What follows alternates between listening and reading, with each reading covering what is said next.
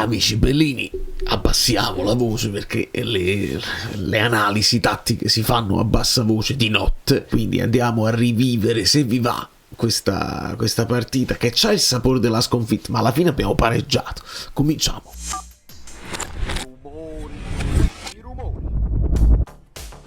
Allora, do il benvenuto a Francesco Fatalò. E fatalmente ho urlato ieri e chiedo scusa, ma insomma nemmeno più di tanto, sentivo di farlo e l'ho fatto. Dovete accettare la libertà che ho a casa mia di fare come mi pare. Onestamente, lasciate un like. Se arriviamo tipo a 700 like, sto ragionando sulla possibilità di fare una live magari giovedì, recuperiamo il tempo perduto, ci guardiamo una partita insieme o la commentiamo dopo, vediamo un pochino se vi va, altrimenti mi faccio i fatti miei. Ho rivisto questa partita, e poi questa non è la partita, ma dobbiamo dare i voti. Voti difficili, perché poi il primo tempo un buon Napoli, nel secondo tempo questa storia dobbiamo capirla, ci siamo abbassati, ci hanno schiacciato, è la solita domanda legittima nel calcio, però magari con gli screenshot sarebbe bella rivederla, perché dal video è meglio, però andiamo con calma. Tra l'altro io qua devo aggiungere Okafor, e ne stavamo parlando sul gruppo Telegram. Qua c'è il rischio serio che Okafor ha avuto spesso la 77, la 17 è occupata. Ne parliamo quando capita. Eccoci qua, non sono molti gli screenshot oggi perché fondamentalmente partita intensa sì, però i portieri hanno fatto 2 parate, una a testa, e alcune delle occasioni poi che sono fondamentali nella gara non escono negli highlights perché o viene chiamato un fuorigioco e quindi non esiste, quell'azione viene stoppata, c'è una mezza traversa Lukaku, una deviazione che non finisce negli highlights, ma noi le possiamo recuperare queste cose, e poi tutte le azioni dei rigori che ne abbiamo parlato ampiamente, inutile tornare.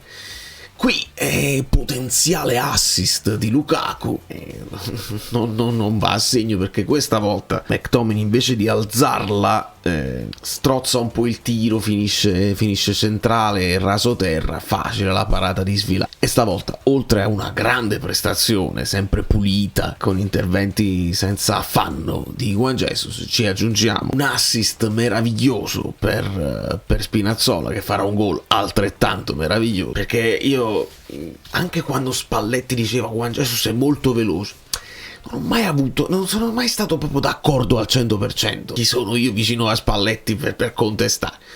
Però, sempre per il discorso che uno può vedere il calcio, può vedere delle cose piuttosto che altre, io non ho mai individuato nella velocità Juan Jesus. Magari sul lungo sì, nel breve non sempre velocissimo, poi gli anni aumentano e non è che puoi avere lo scatto. Però una cosa che va riconosciuta a Juan Jesus è la pulizia nell'impostazione. Il piede è educato. E in questo caso, con Neres che fa il contromovimento, Spinazzola si inserisce ed è poesia verticale. Da questa inquadratura si vede ancora meglio tutta la posizione del Napoli. Terza sentenza, comunque Vania sarà un successo, ragazzi. Avevi un gioco di parole in serbo.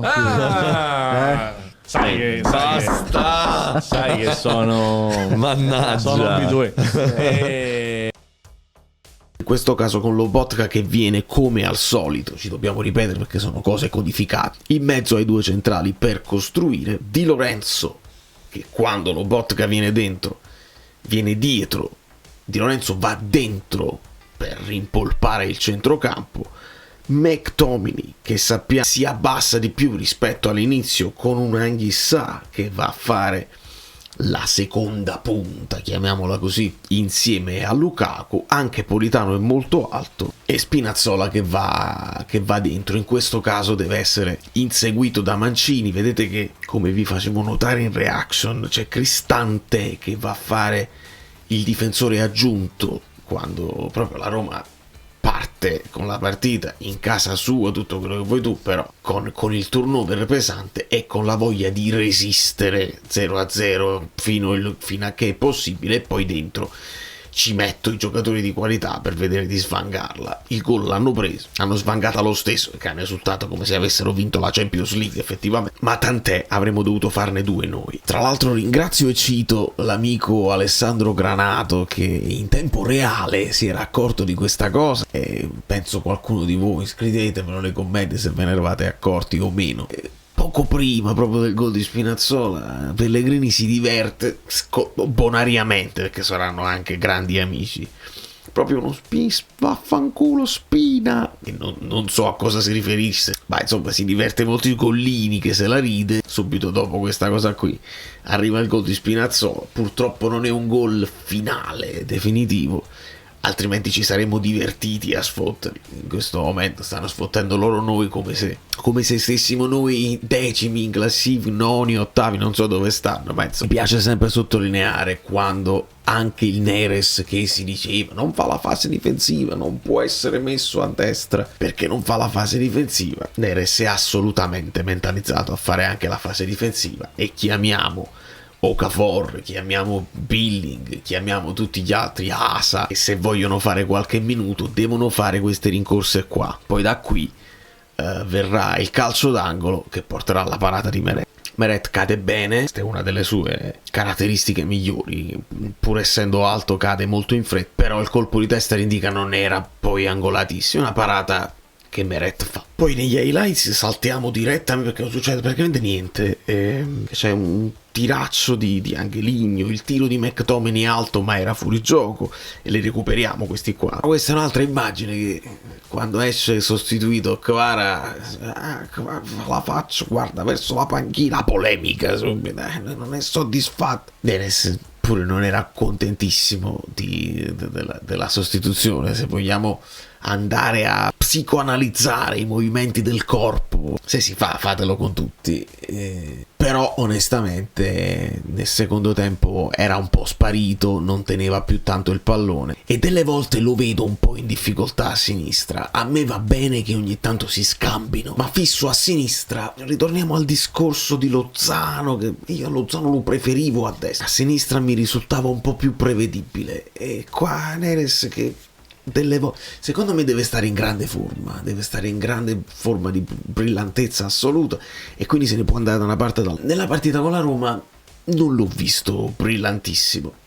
Qualcuno dice anche che giustamente non sente neanche la competizione, perché non va in competizione con Spinazzola, perché Olivera è infortunato, non va in competizione con Mazzocchi, l'unico che potrebbe togliergli il posto in questo momento è Ngong, che comunque andrebbe adattato a sinistra. Insomma, Neres sa di avere il posto assicurato, e ricordiamo che questo ad alcuni non fa benissimo, non lo so, lo conosciamo poco, lo scopriremo. E il gol si può analizzare in lungo e in largo. Ovviamente quello che spicca è che Mazzocchi è un po' troppo centrale. Mi venne naturale dire in reaction si sta marcando a Di Lorenzo, perché è così. Però noi dobbiamo dirottare anche lo sguardo su McTominay, che non tiene, cerca di fare un body check, un placcaggio regolare ovviamente nei confronti di Saelemaekers, quando Saelemaekers scarica il pallone e poi riceverà il triangolo. Saelemaekers se ne va e McTominay non lo tiene, quando poi lo rincorre sarà troppo tardi. Qua c'è da sottolineare anche che la Roma nel frattempo, alla disperata, perché cosa difende più l'1-0, ha in campo Sule, Saelemaekers, Dybala, Dobbik, Pisilli, Baldanzi, Angeligno e anche Indica si è portato in attacco, quindi una squadra assolutamente votata all'attacco con giocatori di qualità. E qua secondo me era molto difficile anche capire quali erano gli accoppiamenti, che erano molto chiari, ma vi faccio vedere una cosa nuova adesso. Prima di tutto, se torniamo indietro di un frame o due, si vede che entrambi, sia Di Lorenzo che Mazzocchi, stanno indicando probabilmente l'arrivo di Indica, perché se vogliamo siamo in superiorità numerica. Qui c'è Juan Jesus, c'è Dobbik che va a prendersi praticamente Rachmani, e poi ne arrivano due. Questo dovrebbe essere Pisilli vicino a Indica. Ovviamente resta liberissimo Angeligno lì, e quindi Mazzocchi non si deve fare attirare dal pericolo.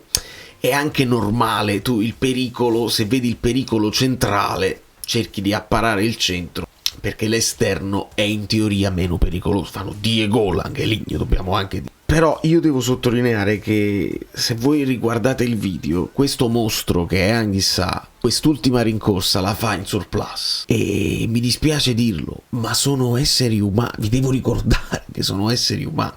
Quindi noi ce la possiamo prendere con Mazzocchi. Come ti è venuto in mente di non marcare anche lì? Sì, la possiamo prendere con Anguissa che non ha fatto l'ulteriore rincorsa al 95, al 91esimo, quanto è. Però questo sta avvenendo mentre McTominay non riesce a seguire Saelemaekers. Anguissa in rincorsa, perché chi è Ndika è di Anguissa negli accoppiamenti.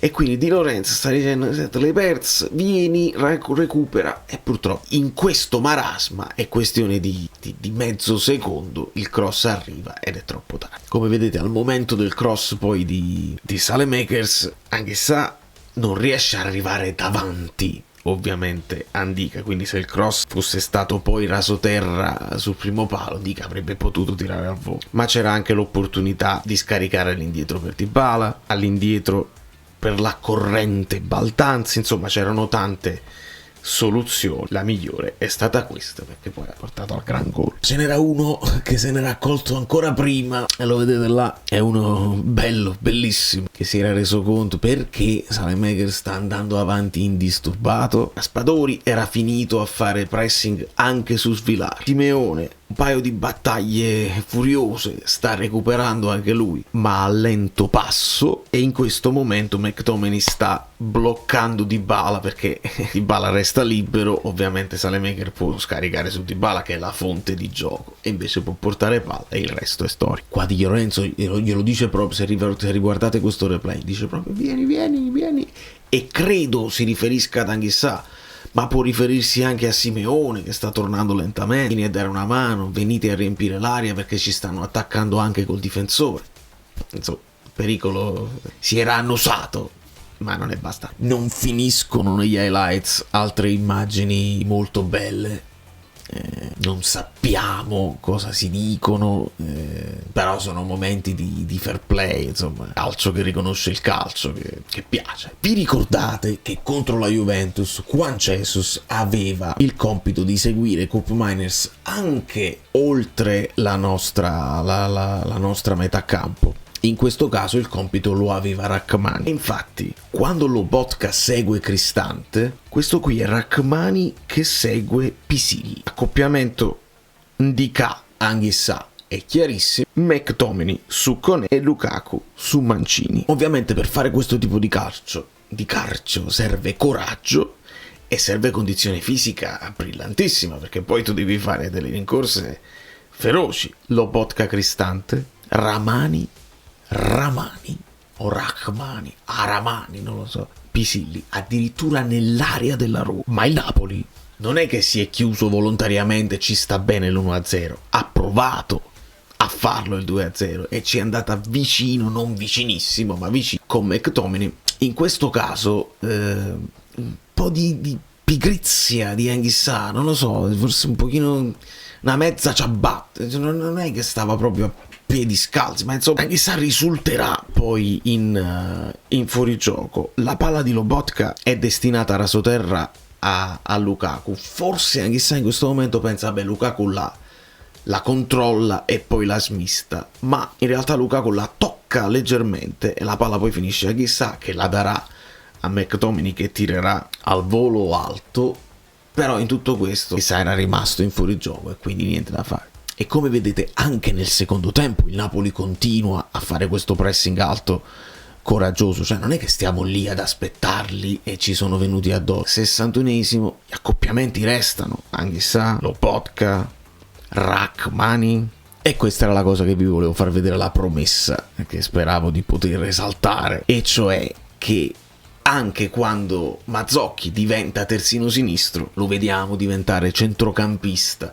Quindi al di là delle caratteristiche naturali, Di Lorenzo lo fa, Olivera ha imparato a farlo, Mazzocchi lo fa anche se non è nelle sue corde. Quindi bene Conte codificato, bene Mazzocchi che impara cose nuove.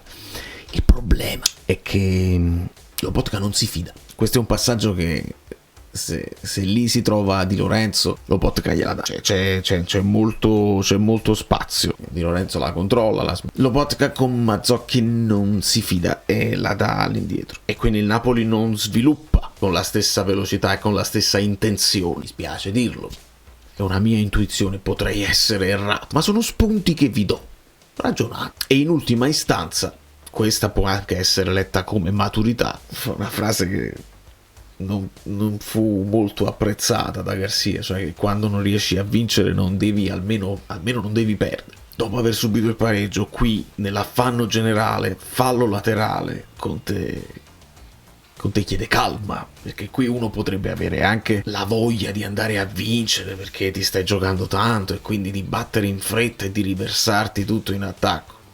No, calma, ci hanno pareggiato, benissimo, ma almeno non la perdi, fate vobis. E l'unica cosa che contesto a Conte è che c'è una frase che va in contraddizione con un'altra sua frase precedente, e cioè quello di dire: se mi avessero detto fai 7 punti tra Atalanta, Juve e Roma, io avrei firmato non una volta ma 1000 volte. Io sono d'accordo, anche io avrei da tifoso avrei firmato assolutamente. Sono 3 dirette concorrenti per qualsiasi cosa tu voglia fare nella vita, sono 3 grandi squadre dove non si vince sempre. Però tu, Conte, sei pure quello che dice: io non firmo per nessun obiettivo minimo, non firmo per nessun secondo posto, per nessun terzo posto, io me la gioco fino alla fine. Quindi perché poi firmi per i 7 punti e non accetti di giocartela per i 9? Qua la contraddizione io la leggo, ma devo capire che Conte ha il polso della situazione.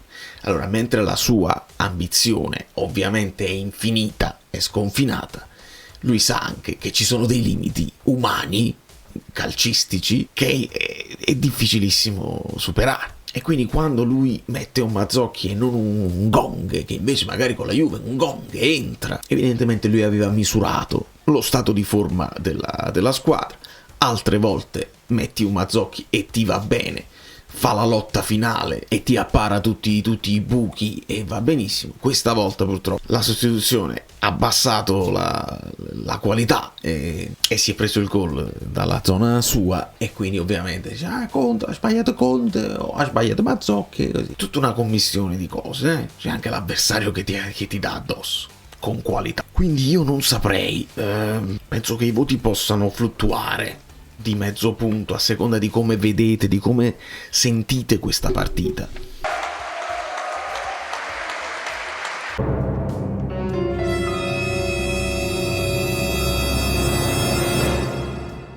Meret, quella parata, io il 6,5 a Meret lo do, più che per quella parata che ci sta, che ci mantiene in vantaggio, e ovviamente sul gol non può fare nulla, ma per un'uscita alta che fa ad un certo punto, che in quel momento mi tranquillizza tanto. Purtroppo non basta. Di Lorenzo 6, Rachmani 6,5, Juan Jesus 7 e Spinazzola 7.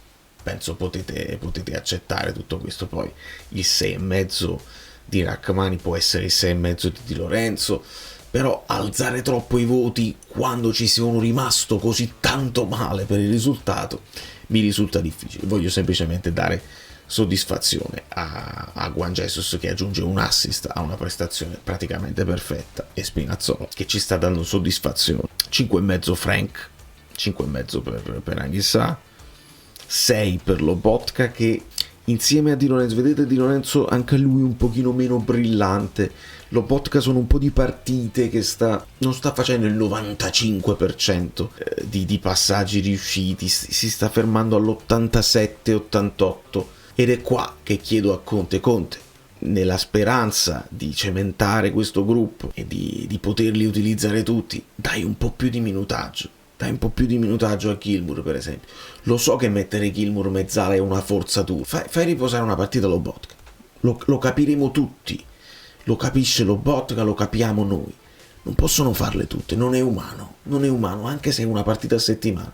Per quello che gli chiedi è uno sforzo che questi giocatori non reggono. Quindi sarebbe bene fare i cambi più presto, fare anche, cambiare anche ogni tanto la formazione titolare. Pensate che rivoluzione, perché si è persa un po' di brillantezza, come Anghissà, così Lobotka, E così McTominay. A McTominay do 6 perché comunque crea quelle 2 occasioni che alla fine ha il Napoli. Riesco a dargli di più perché nell'occasione del gol loro è un po' responsabile anche lui. 6 a Politano, che in realtà potrebbe essere un 5,5, ma si era conquistato un rigore come McTominay, quindi i voti devono essere un po' più alti in potenziale, quindi 6 per entrambi. 6 per Lukaku perché in potenziale l'assist l'aveva fatto in un paio di occasioni, e 5,5 Neres perché mi è sembrato molto meno brillante di altre volte. Quando entra Mazzocchi avanza Spina e si abbassa lui. Con Simeone non cambia nulla, ma ci devo aggiungere un dettaglio che stavo dimenticando: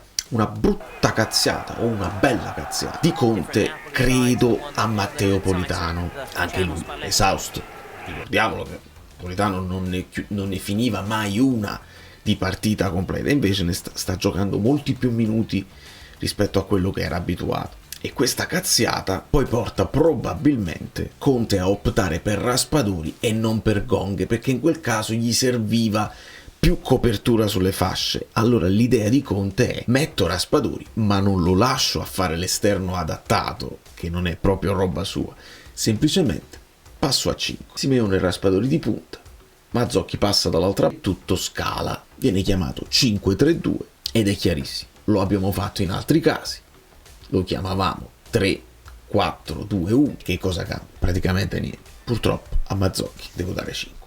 Scusate, dovevo dare un attimo il benvenuto ad Alessandro nel gruppo Telegram. Signori, un like se vi va, e nel frattempo si è iscritto anche Vito Ravo, e che bello. Io sono comunque fortunato, mi ritengo fortunato. Ieri ho perso le staff, ma anche da molti messaggi privati che ho ricevuto, che apprezzo moltissimo. Non si può mai raggiungere il 100% dei consensi in un senso o nell'altro, quindi io continuerò a essere liberissimo. Divento tutto a posto, trovo quelli che comunque dici: ma che stai dicendo? Se divento quello là arcigno che andrà sempre contro anche quando le cose vanno bene, troverai quelli che dici: ma quindi non ho alcun motivo per cambiare e decidere una linea editoriale faziosa a prescindere in un senso o nell'altro. Dirò sempre quello che mi pare.